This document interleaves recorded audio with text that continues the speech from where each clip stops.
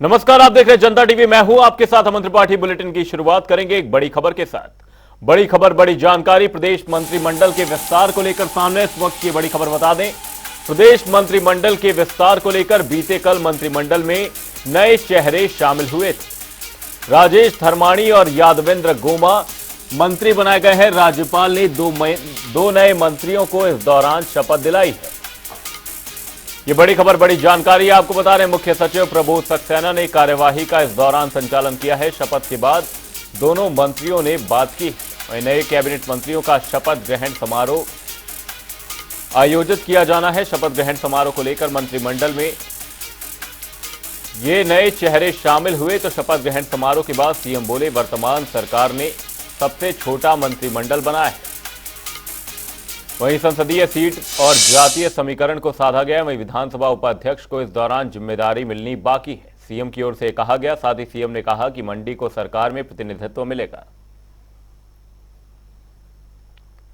आज तक का जो सबसे छोटा मंत्रिमंडल था हमारा, उसमें अब हमने विस्तार किया 1 साल बाद, जिसमें हमने 2 मंत्रियों को बनाया है। और ये भी विस्तार अभी आवश्यक था। इससे पहले जब भी कोई मुख्यमंत्री होता था वो पूरे 12 के 12 मिनिस्टर्स बना देते थे, लेकिन हमने अपने मंत्रिमंडल को थोड़ा छोटा रखा था। और जब कहा जरूरत हमें महसूस हुई तो हमने इस मंत्रिमंडल का विस्तार किया है। और अभी एक पद इसमें मंत्रिमंडल का खाली है, जिसे जल्दी ही आने वाले समय में भरा जाएगा। मैं यहाँ लोकसभा चुनाव से पहले भी उसको भर सकते हैं। और निश्चित तौर पर अभी हमारे डिप्टी स्पीकर है और मंडी से भी एक व्यक्ति को हम इसमें क्या कहते हैं, अपने जो पोस्टें होती है उसमें जगह देंगे। देखिए, अब नए मंत्रिमंडल बने हैं, पोर्टफोलियो दिया जाएगा, थोड़ा बहुत रीशफल जहां होना होगा उसको करेंगे। पार्लियामेंट वाइज तालमेल बिठाने का प्रयास किया गया है। और पार्लियामेंट वाइज और जो समीकरण है, जातिगत समीकरण भी होते हैं, उस आधार पर इसको बिठाने की हमने कोशिश की है।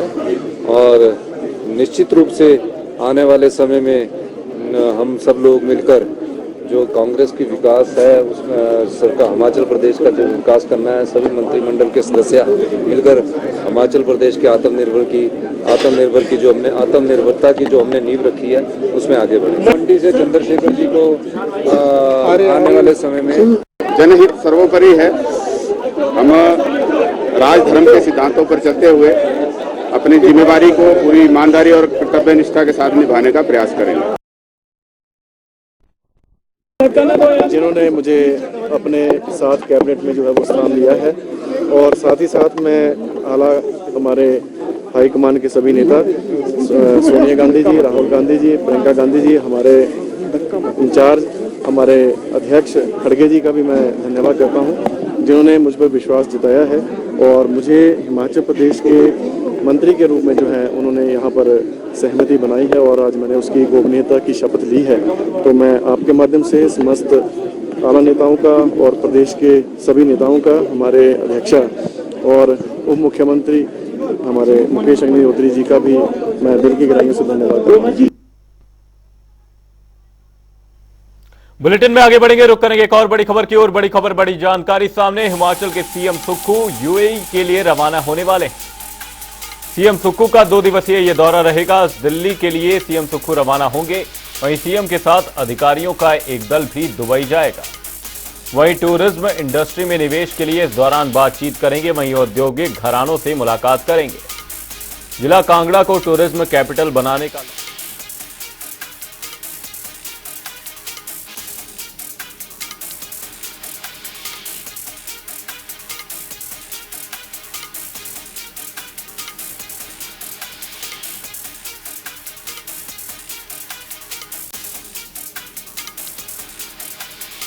इसी खबर पर हमारे ब्यूरो चीफ विकास शर्मा हमारे साथ जुड़े हुए हैं। विकास जी, आपसे जानना चाहेंगे, सीएम सुक्खू यूएई के दौरे पर जाने वाले हैं, क्या कुछ बड़ी बातें रहने वाली हैं इस दौरान?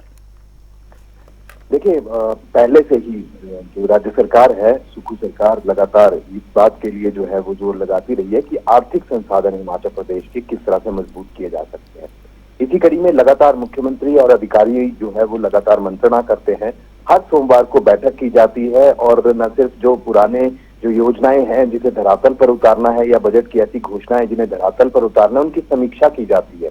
इसके साथ ही आपको याद होगा कुछ दिन पहले ही मुख्यमंत्री ने एक वर्चुअल मीटिंग जो है दुबई के कारोबारियों के साथ की थी। ये वो कारोबारी थे जो हिमाचली थे, लेकिन वहां पर यूएई में जो है वो अपने कुछ कामकाज जो है वहां पर करते हैं, अपना बिजनेस वहां पर करते हैं। तो ऐसे में ऐसे जो लोग हैं जो हिमाचली हैं, उनको हिमाचल में इन्वेस्ट करने के लिए, निवेश करने के लिए लगातार मुख्यमंत्री से कहा जा रहा था।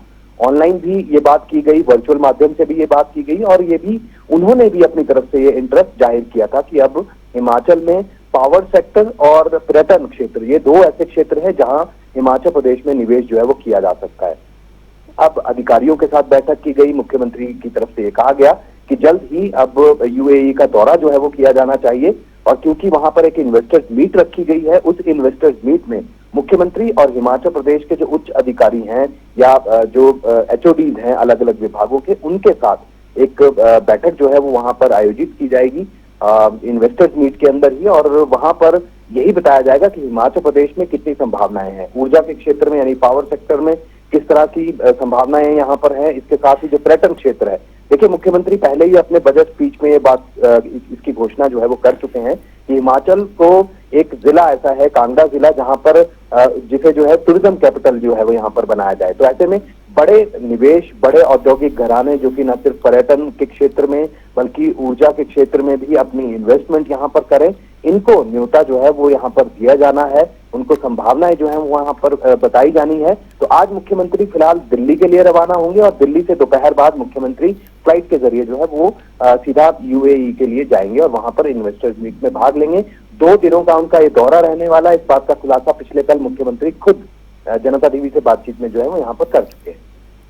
वहीं विकास जी, आपसे जानना चाहूंगा, जो पहाड़ी क्षेत्र होते हैं वहां के लिए इन्वेस्टमेंट कितनी ज्यादा जरूरी हो जाती है, और साथ ही युवाओं के लिए कितना ज्यादा अहम हो जाता है इस तरीके की इन्वेस्टमेंट का आना, साथ ही उद्योगों का आना, क्योंकि युवाओं के लिए एक अपॉर्चुनिटी बहुत जरूरी है पहाड़ी क्षेत्रों में, जिसके लिए युवा पलायन करते हुए दूसरे शहरों में नजर आते हैं।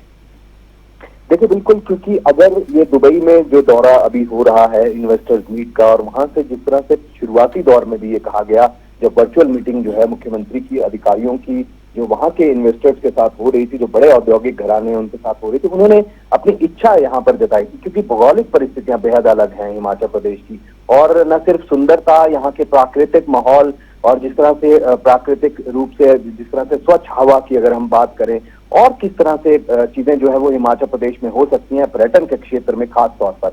तो अभी फिलहाल प्रदेश की सबसे बड़ी इकोनॉमी, सबसे बड़ी अर्थव्यवस्था जो है वो पर्यटन कारोबार के ऊपर टिकी है, और 6,000 करोड़ से ऊपर की ये इकोनॉमी जो है वो रहती है। लेकिन इसे और कैसे बढ़ाया जा सकता है, क्योंकि मुख्यमंत्री लगातार अपने भाषणों में अलग अलग मंच के माध्यम से ये बात कहते रहे हैं कि हिमाचल प्रदेश को अगले 4 साल में एक समृद्ध और अगले 10 साल में एक देश का सबसे अमीर राज्य जो है वो बनाना है। तो ऐसे में अगर ये चीजें धरातल पर उतारनी है तो देखिए आपको इन्वेस्टमेंट जो है वो हिमाचल प्रदेश में लाना ही होगा। ऐसे में वर्चुअल माध्यम से जो बैठक यहाँ पर हुई थी, जो शिमला से जुड़े थे मुख्यमंत्री और अधिकारी, और दुबई के कुछ कारोबारी जुड़े थे जो कि हिमाचली कारोबारी हिमाचल से ही हैं और वहां पर कारोबार अपना कर रहे हैं। तो ऐसे में उनकी तरफ से भी ये इंटरेस्ट जाहिर किया गया था कि अब निवेश हिमाचल प्रदेश में किया जाए, और अगर ये दौरा जो सफल अगर रहता है, किसी इसके सफल रहने की जो दावे यहाँ पर किए जा रहे हैं, जो बात यहाँ पर की जा रही है, चाहे वो कुछ अधिकारी हो या मुख्यमंत्री खुद हो, उनकी तरफ से कहा गया कि अगर इन्वेस्टमेंट हिमाचल प्रदेश में आता है तो करीब 6,000 करोड़ से ज्यादा का निवेश हिमाचल प्रदेश में इस समय आने की उम्मीद है, और वो पर्यटन क्षेत्र में और ऊर्जा के क्षेत्र में रहेगा। तो निश्चित रूप से इससे रोजगार के नए अवसर जो है वो यहाँ पर खुलेंगे, और अगर टूरिज्म कैपिटल या फिर जो अन्य जो और टूरिज्म के क्षेत्र में जो और ऐसे जो उम्मीद है जहां पर पर्यटन बढ़ सकता है या बड़ी इंडस्ट्रीज हिमाचल प्रदेश में आ सकती हैं, पर्यटन के अलग अलग क्षेत्रों में, चाहे कुल्लू मनाली की बात करें, चंबा खजियार की अगर बात करें, या शिमला और शिमला के आसपास के क्षेत्रों को अगर विकसित करने की खास तौर पर बात करें, तो ये सारी चीजें जो है वो रहने वाली हैं, और इसका खाका जो है वो पहले ही तैयार कर लिया गया है। अधिकारियों के साथ मंत्रणा इस बाबत पहले ही हो चुकी है। अब है इसे धरातल पर किस तरह से उतारा जा सकता है, तो उसकी एक प्रेजेंटेशन जो है वो जरूर यूएई में, दुबई में इस इन्वेस्टर्स मीट के दौरान देखने के लिए मिलेगी। और निश्चित रूप से ये दावा किया जा रहा है कि एक बड़ा औद्योगिक निवेश जो है वो यहाँ पर इन्हीं 2 सेक्टर्स में जो है वो जरूर यहाँ पर हो सकता है। सीएम सुक्खू 2 दिवसीय दौरे पर रहने वाले हैं। बहुत बहुत धन्यवाद विकास शर्मा जी तमाम जानकारी के लिए। आज दिल्ली के लिए रवाना होंगे सीएम सुक्खू। वहीं सीएम के साथ अधिकारियों का एक दल भी दुबई के लिए रवाना होने वाला है।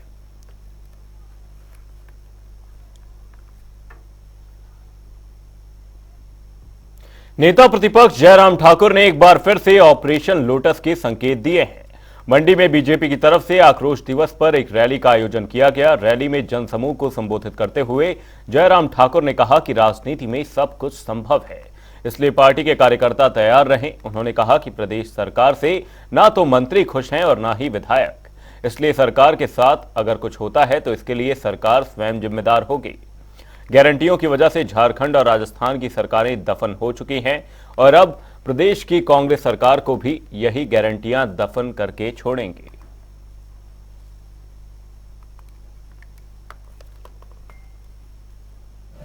हिमाचल प्रदेश में कांग्रेस पार्टी की सरकार का जो 1 साल का कार्यकाल बीता है, ये अत्यंत निराशाजनक रहा है। कांग्रेस की लोकप्रियता आसमान से जमीन दोष हो गई है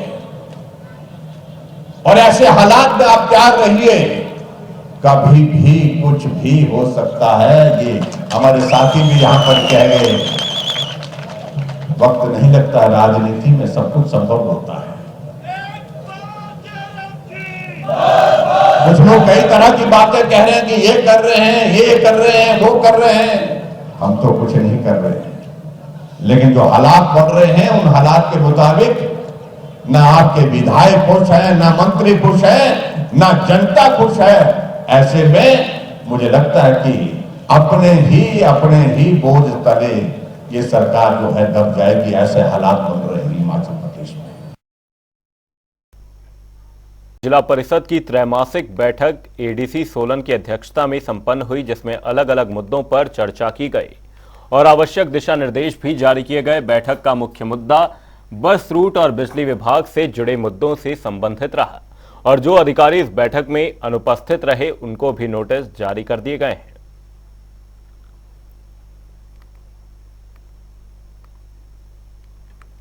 आज की जिला परिषद की त्रैमासिक बैठक में हमारे पास पुराने 64 मदें थी, जिसमें से 12 मदें हमारी समाप्त हो गई, जिसपे माननीय सदस्यों ने सहमति दी और कुछ नई मदें, लगभग 15-16 नई मदें भी शामिल की गई है, जिन पे आने वाली बैठक में चर्चा किया जाएगा। तो जो कुछ मुख्य मुद्दे हमारे रहे वो बस रूट को लेके रहे हैं, जिसमें आरटीओ सोलन, आरटीओ बद्दी, साथ ही साथ कंसर्न जो एचआरटीसी के आरएम है उनकी इन्वॉल्वमेंट थी। तो इनकी तरफ से ये कहना था कि इन्होंने फाइल बना के भेजी थी आरटीए को, जो कि हमारे राज्य स्तरीय लेवल की समिति है जो फाइनल करती है। वहां से ये किसी कारणवश पास नहीं हो पाया था, इसको फिर वापस से कोशिश करेंगे। तो लगभग हमारी 10 ऐसे मदे हैं जो बस रूट को लेकर है। तो हमें उम्मीद है कि आने वाली त्रैमासिक बैठक से पहले वो भी हमारी जो बस रूट को लेके मदे चल रही है वो ड्रॉप हो जाएंगे। कुछ बिजली विभाग की समस्याएं थी, ज्यादातर खास करके हमारे कुनिहार, अर्की और बद्दी एरिया में, तो उसमें से काफी सारे मदों पे कार्य कर लिया गया था। हालांकि कुछ ऐसे अधिकारी हैं जो जिनको बार बार नोटिस देने के बावजूद वो नहीं आ पा रहे हैं, उनको कारण बताओ नोटिस दिया जाएगा। अगर उनका स्पष्टीकरण सही नहीं पाया जाता तो उनके खिलाफ जिला परिषद की तरफ से जो हमारा पंचायती राज एक्ट है उसके अंतर्गत कार्रवाई की जाएगी। हमीरपुर में अखिल भारतीय ग्रामीण डाक सेवक संघ की ओर से हड़ताल की गई। यह हड़ताल केंद्र सरकार के विरुद्ध डाक सेवकों की तरफ से की जा रही है। कर्मचारियों ने बताया कि उन्हें पिछले कई सालों से कई वित्तीय लाभ और सुविधाएं जो मिलनी चाहिए वह आज तक नहीं मिल पाई हैं और न ही केंद्र सरकार की तरफ से इस दिशा में कोई कदम उठाया गया है। उन्होंने कहा कि जब तक हमारी मांगें पूरी नहीं होंगी तब तक सभी कर्मचारी अनिश्चितकालीन हड़ताल करेंगे।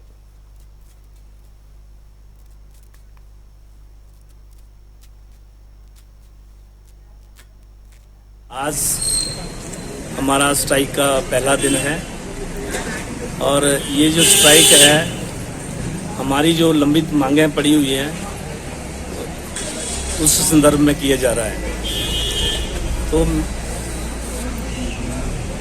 2016 से जो हमारी कमलेश चंद्रा कमेटी की रिपोर्ट लागू होनी थी वो 2018 में की गई।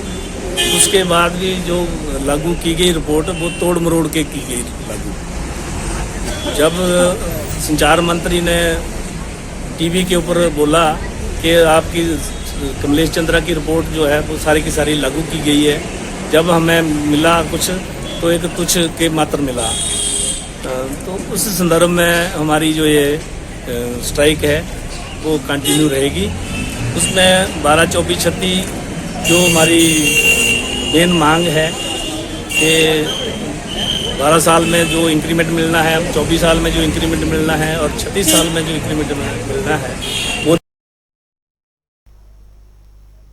धर्मशाला के कचहरी चौक में हिमाचल प्रदेश का सबसे बड़ा और ऊंचे तिरंगे झंडे का ट्रायल किया गया। इस दौरान कुछ देर के लिए तिरंगे झंडे को फहराया गया। शहर में तिरंगे झंडे को हवा में लहरता देख हर कोई खुद को गौरवान्वित महसूस कर रहा था। जैसे ही इस तिरंगे को पोल के आखिरी सिरे तक पहुंचाया गया, वैसे ही भारत माता की जय के नारे लगने शुरू हो गए। आपको बता दें कि इस तिरंगे झंडे का उद्घाटन सीएम सुखविंदर सिंह सुक्खू विधानसभा सत्र के दौरान करेंगे।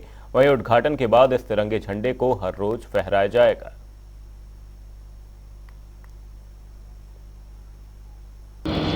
ये जो फ्लैग पोस्ट लगाया है इसकी टोटल हाइट है 45 मीटर, विद पेडेस्ट्रियल इसकी हाइट बन जाती है 150 फीट के आसपास।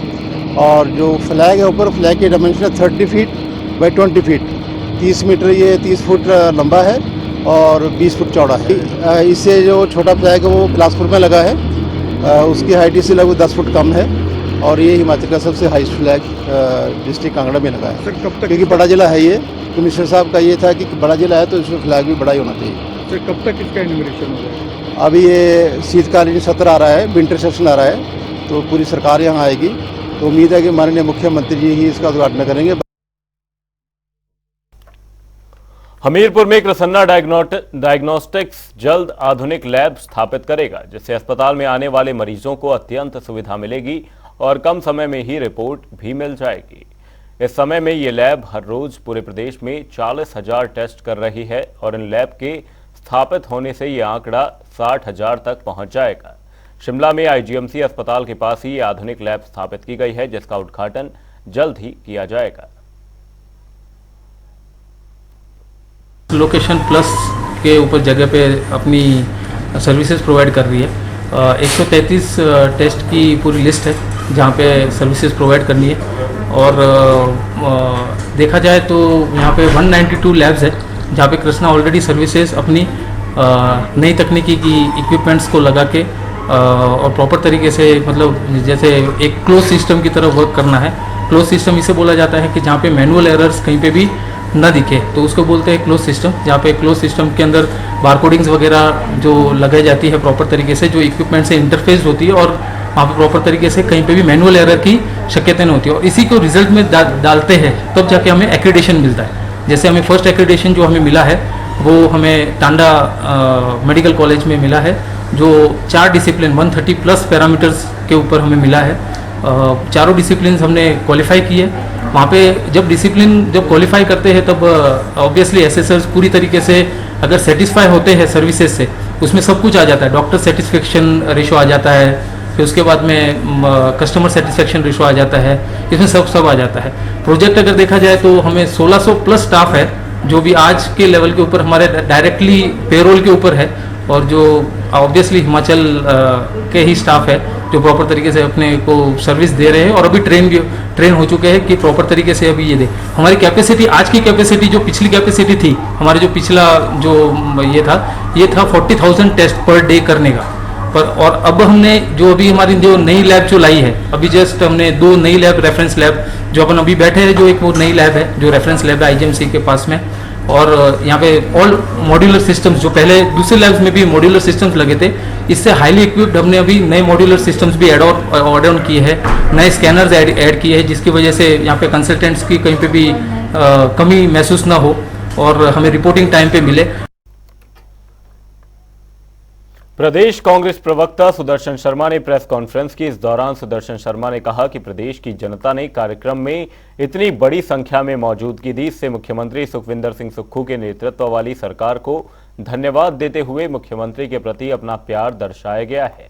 साथ ही उन्होंने कहा कि पुलिस ग्राउंड में इतना हुजूम उमड़ना ऐतिहासिक दिन कहलाएगा। वहीं उन्होंने बीजेपी पर कटाक्ष करते हुए कहा कि लोगों ने जताया है कि प्रदेश में कांग्रेस पार्टी है, उसकी लोकप्रियता कितनी है, भाजपा अपना चश्मा उतार कर देखे।